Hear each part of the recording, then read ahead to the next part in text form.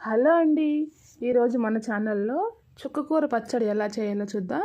ముందుగా స్టవ్ వెలిగించుకొని ఒక గిన్నె పెట్టుకొని అందులో ఆయిల్ వేసుకొని ఆవాలు జీలకర్ర వేసుకోవాలి.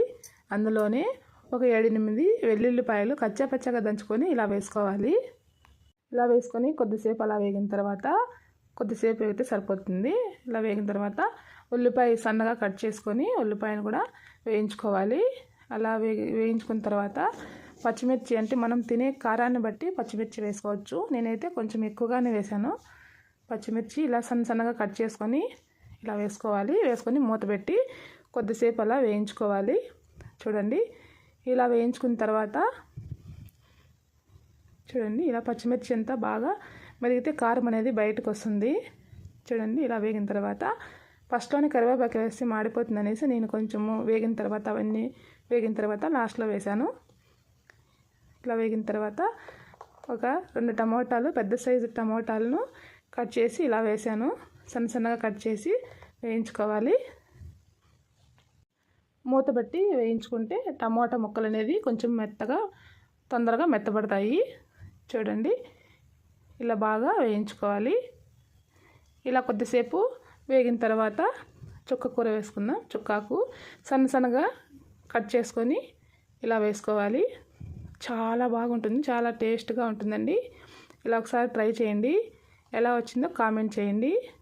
ప్లీజ్, వీడియో చూస్తున్నారు కానీ లైక్ చేయడం లేదు. లైక్ చేయండి, సబ్స్క్రైబ్ చేసుకోండి. చూడండి, ఒక కట్ట ఆకును వేసాను, చుక్కాకుని. అదంతా కూడా ఉడికిందంటే కొంచెము ఇలా చూడండి మెత్తగా అయిపోతుంది, కలిసిపోతుంది. ఏమాత్రం ఒక చుక్క కూడా వాటర్ వేయలేదు. ఆకులో ఉన్న వాటర్తోనే ఇలా అయిపోయింది. పప్పు గుత్తితో కూడా మెదిపే అవసరం లేదు, గరిటెతోనే మెదుపుకుంటే సరిపోతుంది. చూడండి, కావాల్సినంత సాల్ట్, 1 స్పూన్ పసుపు, కొద్దిగా ధనియాల పౌడర్ వేసి ఇలా మెదుపుకోవాలి. పప్పు గుత్త కూడా అవసరం లేదు. టేస్ట్ అయితే వేడివేడి రైస్లోకి చాలా బాగుంటుంది. చాలా సింపుల్గా కూడా అయిపోతుంది, మిక్సీతో పనే లేదు. చూడండి, ఇలా గరిటెతో మెదుపుకున్నామంటే సరిపోతుంది. చాలా బాగుంటుందండి. పుల్లగా కారంగా చాలా టేస్ట్గా ఉంటుంది. ఇలా అయిన తర్వాత చూడండి, ఇలా మొత్తం వేగిపోయింది కదా, పచ్చడి రెడీ అయిపోయింది. ఇప్పుడు మరొక గిన్నెలోకి తీసి పెట్టుకుంటున్నాను.